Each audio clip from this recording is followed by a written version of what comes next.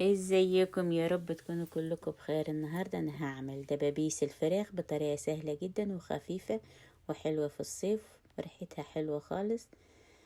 شايفة الجمال؟ مفيش اجمل من كده ولا اروع من كده، بطريقة سهلة جدا. تعالوا نشوف الطريقة مع بعض. دبابيس الفراخ انا كنت نقعاها وغسلاها. هتبل الفراخ، ده نوع التوابل اللي انا هستخدمه. لو ما عندكيش التوابل، المكونات: التوابل: ملح، فلفل اسود، بابريكا، بصل باودر، توم باودر، ملح، ليمون. دي كل مكونات التوابل اللي انا استخدمتها. هتبل الفراخ واسيبها ليلة كاملة علشان الفراخ تشرب من كل التتبيلة.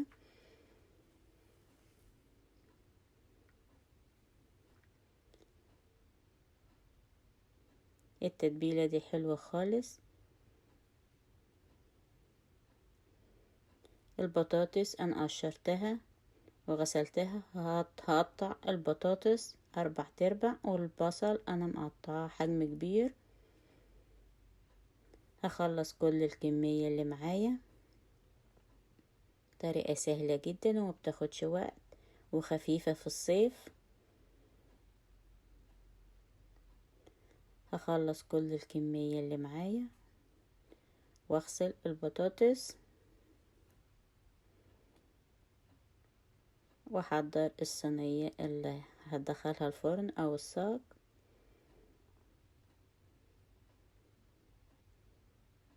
طريقة سهلة جدا ومكونات بسيطة.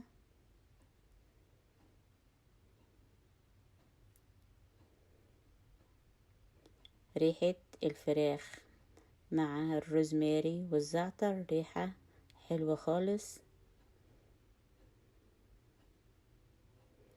انا جبت الصاج اللي هدخله الفرن.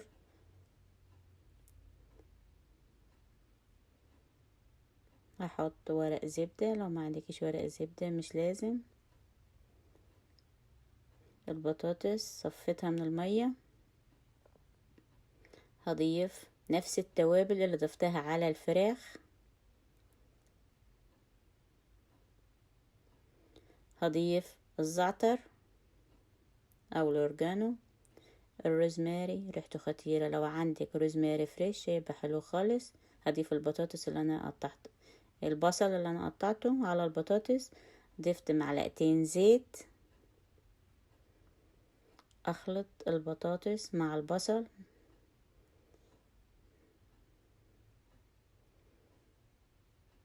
هنزل بالبصل والبطاطس في الصينية.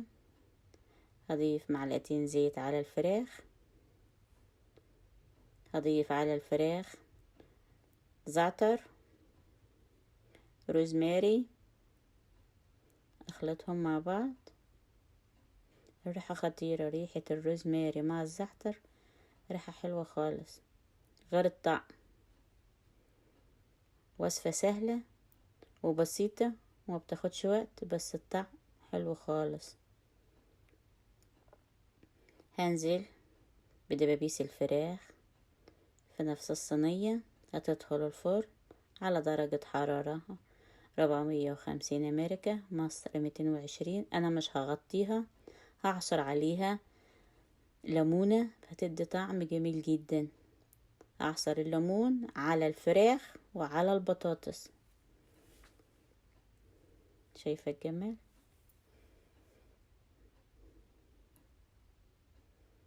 هعصر الليمون على البطاطس والفراخ. هدخل الصينية الفرن كده. الفراخ استوت، شايفة خدت اللون الجميل. هتاخد ساعة او ساعة وربع على حسب حجم الفراخ اللي عندك. استوت، طعمها حلو خالص غير الريحة. ريحة الروزماري خطيرة.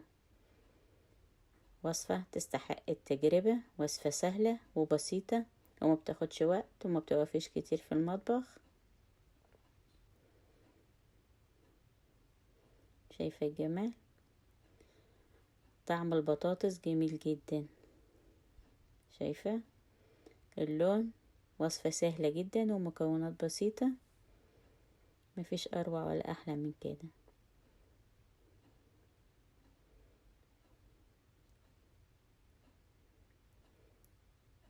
الروزماري مع الزعتر ريحة حلوة خالص. الريحة لو تشم الريحة، ريحة جميلة جدا غير الطعم. وصفة مش مكلفة ومش متعبة وما بتاخدش وقت، من اسهل الوصفات، الاكل السهلة اللي مش متعبة ومش مكلفة. شايفة الجمال؟ ان عجبك الفيديو لايك وشير، اكتبي لي كومنت رأيك ايه. اشوفكم في فيديو جديد.